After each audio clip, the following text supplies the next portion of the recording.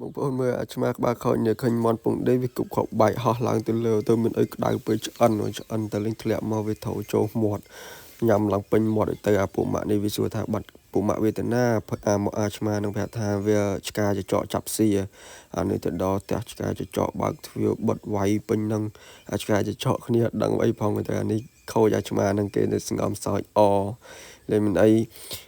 មន់នឹងគេដឹងការពិតឲ្យលេងមិនអីឆ្មានេះវារត់ចោលតែឥឡូវវាបកបខកបែកតាមផ្លូវទៀតនេះដល់ពេលហើយមន់នឹងជិះម៉ូតូមកចំខកបែកទុះឌីង